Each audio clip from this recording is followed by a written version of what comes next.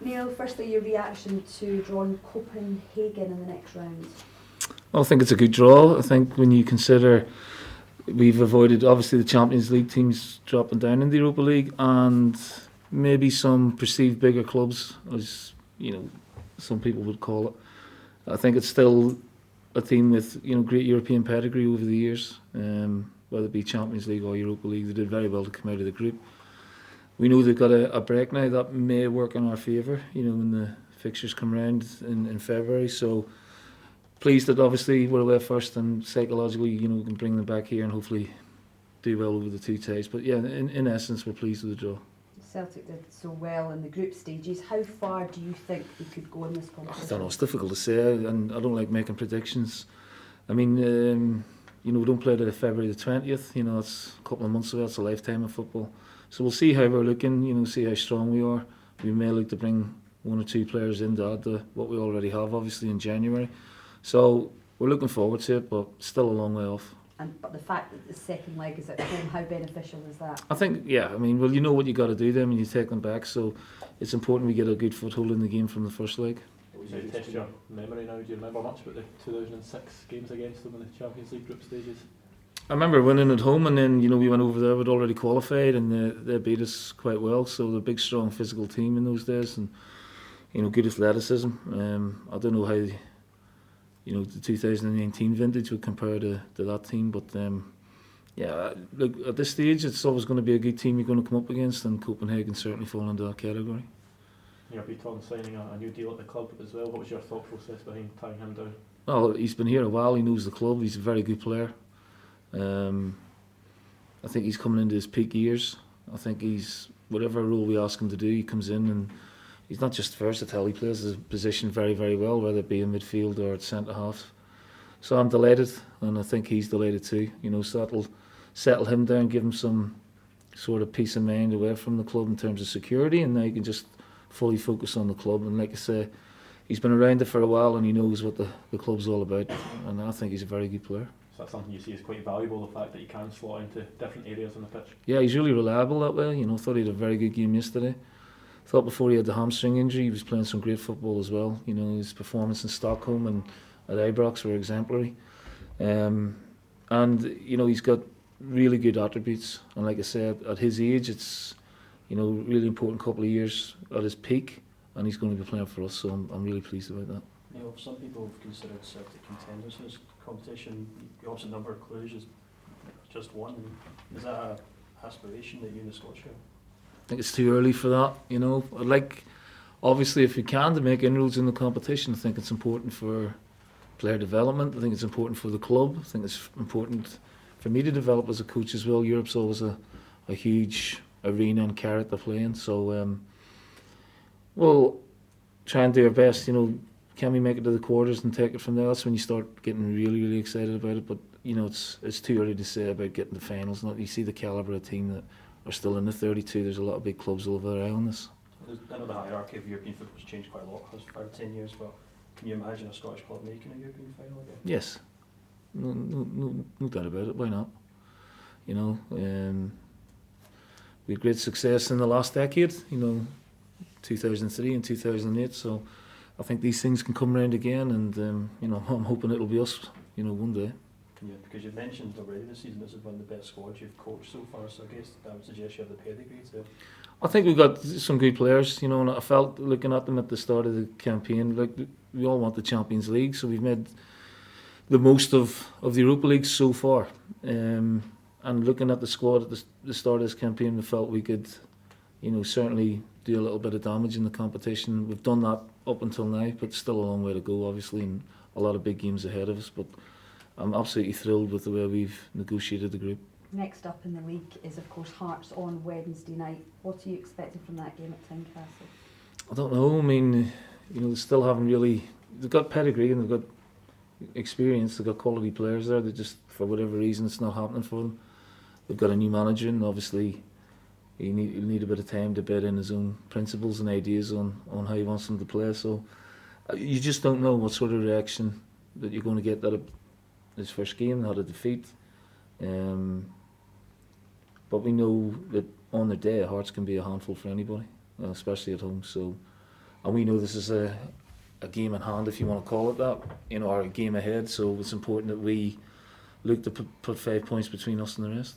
Daniel Stendhal was pleading with the Hearts fans for more support because they were quite, venting their frustration on Saturday. It's important if you start well, then they can not get that head of steam up and they can maybe capitalise on that again. Well, yeah, I mean, I want us to go and play like we played yesterday. We played really well against a good side.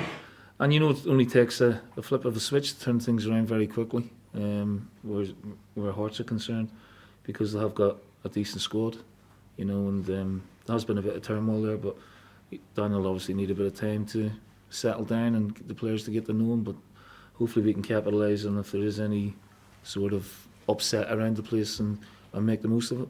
Does it become a bit more awkward to prepare for when you don't really know what you're coming up against since he's only had one game? Yeah, I mean, you can look at what he did at Barnsley. He got them promoted.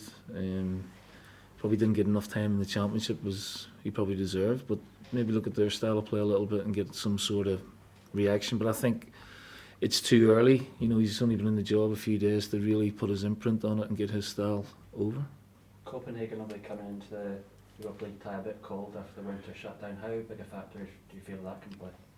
I don't know. Hopefully it'll work in our advantage that they haven't played competitive football. On the flip side of that, they could be well rested, relaxed and looking forward to the second half of the season. So I'm hoping it'll be the former, where we can maybe capitalise on a bit of rustiness. You touched on it there about how you're looking to add in January. How far down the road are you with any potential business next month? Nothing yet. We've got a meeting tomorrow. We'll sit down and discuss things and discuss options, and then hopefully pinpoint 1 or 2 players and try and get a move on with that then. But nothing at the minute. And Jeremy Frimpong, he's one of the players you got here. How impressed have you been by his form at the start of the season? Has he caught you at all by surprise by what he's offering? Yeah, I mean, he's been exceptional. I don't think anyone could have envisaged the impact that he's made and is making, here and within the team. So we're absolutely delighted, and we're just hoping he continues in the same vein. His level of performance, in some of the games has been exceptionally high.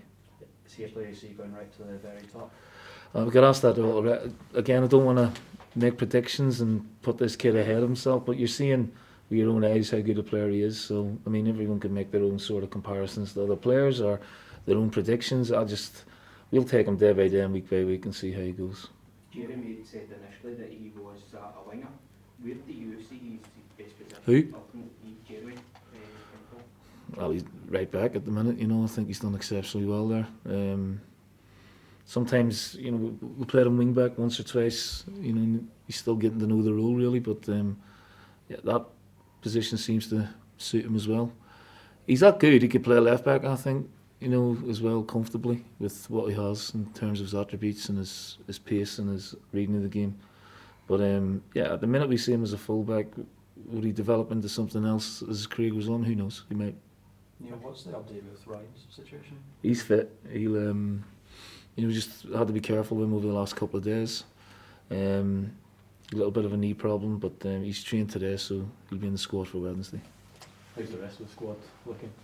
Johnny, he trained today, so we'll see how he is tomorrow. I think with no ill effects from yesterday. Maggie Johnson, we're hoping he may make Wednesday, if not definitely Saturday. He may be out for a little bit longer. It's going to take a bit of time just to settle that down. The Champions League and Europa League have thrown up some interesting ties. Away from Celtic, what leagues or competitions do you enjoy watching? Do you take little things that you've seen and try and adapt it to your team? Yeah, I think it'd be silly not to, really. Have a look at different styles. I enjoy watching Conte's teams play with the 3-5-2, the way he brought it back in vogue there a few years ago. His Juventus team were outstanding, and he did really well with the Italian national team. And he's doing the same now with Inter Milan. I enjoy La Liga, and obviously the big games in the Champions League. There's some cracking, last 16 games there to look forward to. Very, very mouth-watering. And in our own European competition, I think there's some great clubs and great games there to look forward to. Would you be more inclined to sort of go the 3 at the back again, considering how well it worked out? Oh, you asked me. It's horses for courses, we'll see. We'll do a bit of work on Hearts tomorrow, and then again, it was availability as well yesterday. We had no real sort of with a few wingers out, so we are thinking with the way Hibs played as well, with the 3 would have suited us. But I like the 3, but I really like the way we're playing with the 4 as well. You know, so we can adapt and be flexible, and that pleases me as well. What pleased me more was we got our form back. We just looked a little bit off at the last few games, and I thought we were really, really good yesterday against a good side. Okay, guys.